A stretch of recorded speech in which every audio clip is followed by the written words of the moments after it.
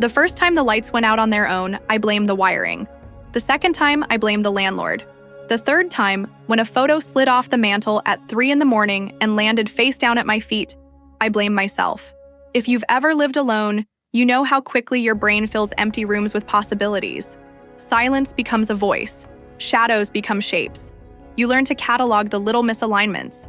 The mug that is slightly farther from the edge than you left it. The blanket folded with a crease you didn't make. And you give each one a name.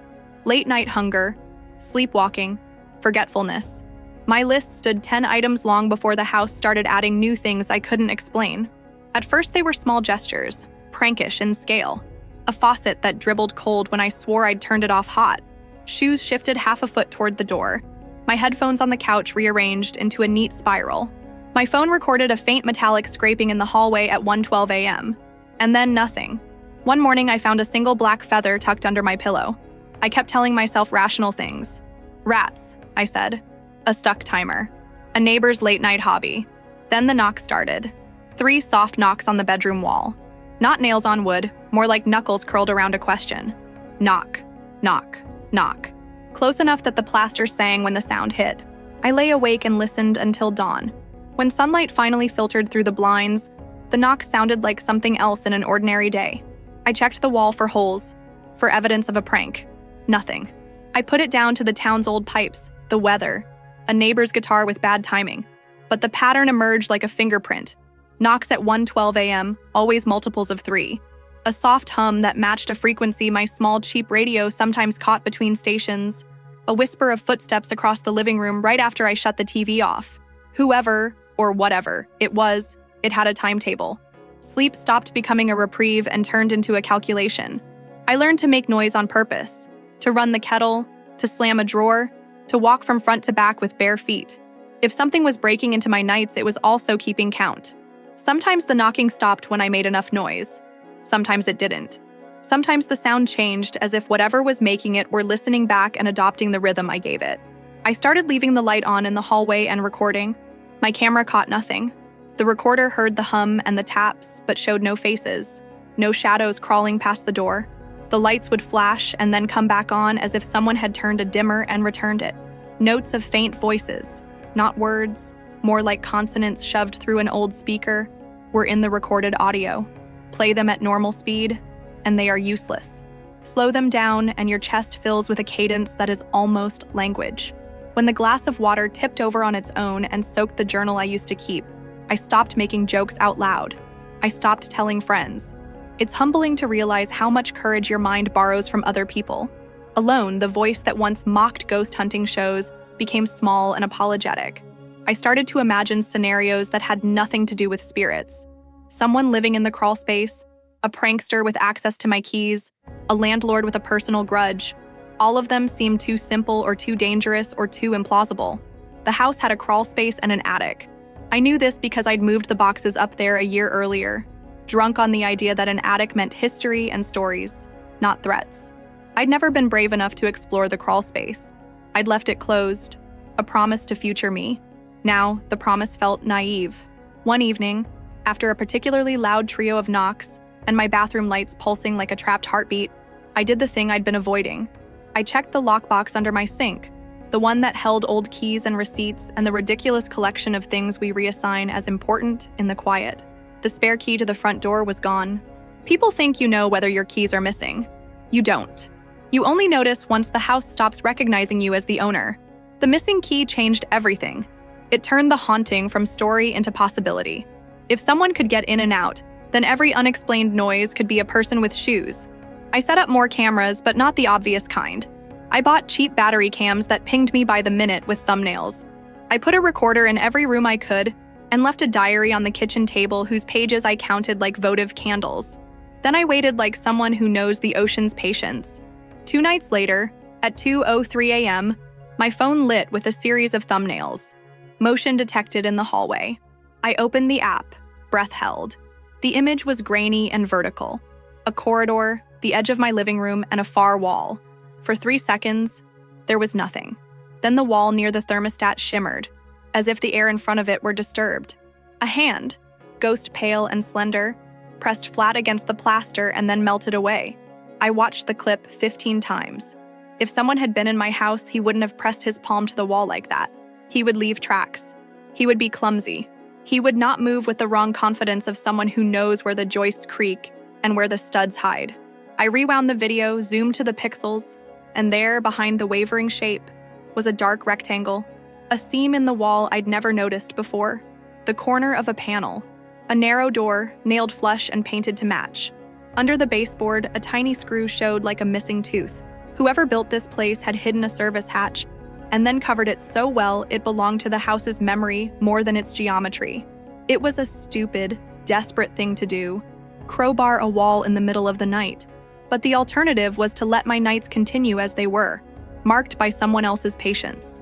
I found a pry bar in the garage, the kind you don't need until you need it, and wedged it under the baseboard. Paint cracked like a small, unfortunate laugh. The board came away loose with a sigh of old wood.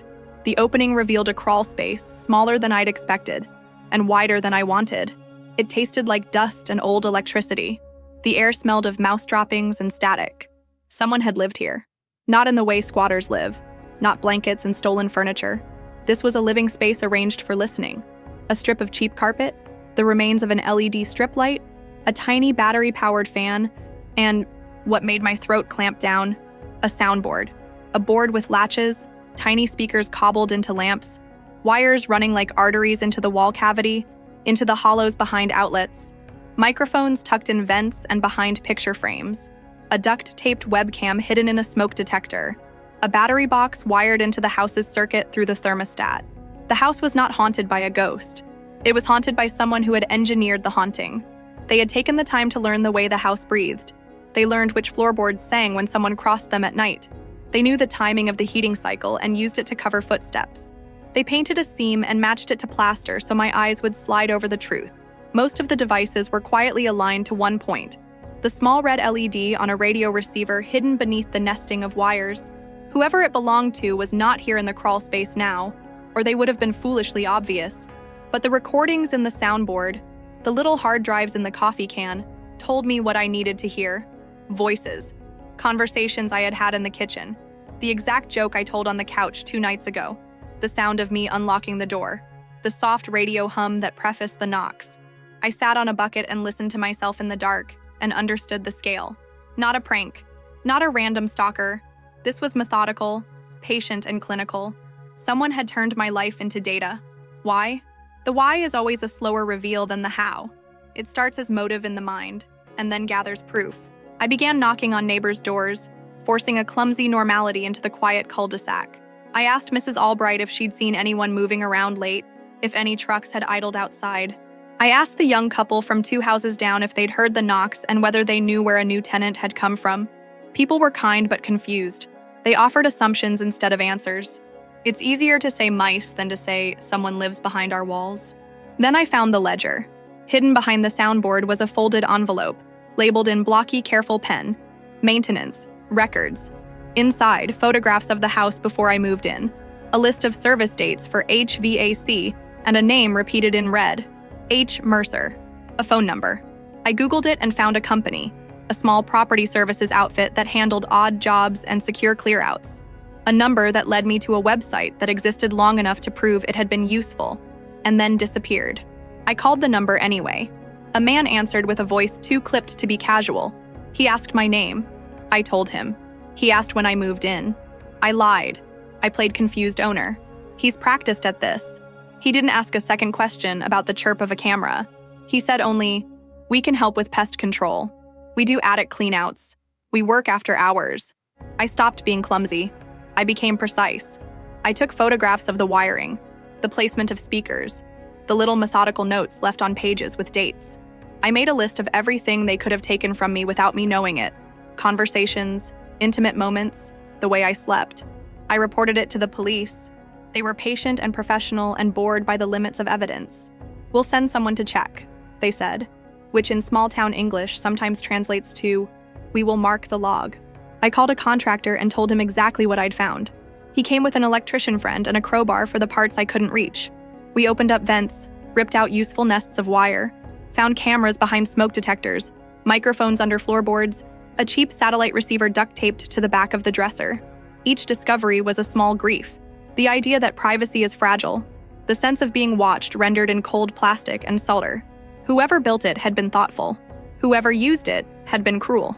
The ledger pointed to a scheme that had nothing to do with occult mischief and everything to do with leverage. The house had been a node in a network. A dozen other houses in the county had similar ledgers in their own crawl spaces if you knew where to look. People paid handsomely for secrets. People sold safety like a subscription. And sometimes the people who sold it did not care who they hurt in the process. I learned the last part when I found a stack of printouts with my name and social profile screenshots. Notes about who I met, who came to dinners, the dates I had dinner parties, and the windows I left unlocked. Notes about when I traveled. Photos taken through vents of me in the kitchen, brushing my teeth, half asleep. There was a line in one margin, written in cramped, urgent handwriting. Potential leverage.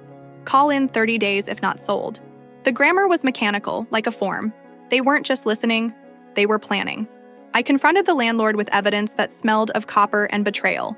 He called his maintenance guy, the same man in the ledger, H. Mercer, and within a week, a van that had once looked innocent, honked down street, loaded boxes, and left. The police made an arrest after more houses called and more evidence stacked up. A ring of small-time outfits had been selling curated invasions of privacy to people who wanted dirt or insurance claims or a reason to evict tenants. The men and women behind it were not interesting villains, mostly bored technicians and greedy landlords and a consultant with too many spreadsheets. Afterwards, the house felt different. I still woke to silence that had teeth in it for a long time. Cameras were removed and burned. I changed locks, replaced the wiring, installed my own expensive system with encrypted feeds and two-factor alarms. I learned to sleep with the radio on at low volume, so the hum of the world would drown out the idea that someone could tune to me. The thing that surprised me most wasn't the violation. It was how ordinary it had felt, how domestic. The haunt I had believed in was nothing more supernatural than greed and engineering. The person who had turned my nights into footage didn't wear a mask. They wore a clipboard and a t-shirt that said service. They knew the tools of privacy and how to make them look like maintenance. My favorite line from that time is one I said quietly to the technician we hired to clean out the crawl space. So, it wasn't a ghost. He wiped sweat from his forehead and smiled without humor. Most monsters, he said, live inside people who want the easy stories. If you want a takeaway for your video, something sharp enough to echo across a dark gameplay shot, here it is. Houses don't haunt you. People do. And haunted is sometimes the quietest, most efficient way to say you've been watched until someone decides to profit from your privacy. Use that. Let the game's corridor lights flicker when you say it. Let the distant thunder of a car in the background punctuate the sentence. Pause. Hold the frame on a closed door. Then tell them what I learned the hard way. That the worst thing about being watched is how normal it all seems until the day you pry the wall off and find the listening room underneath.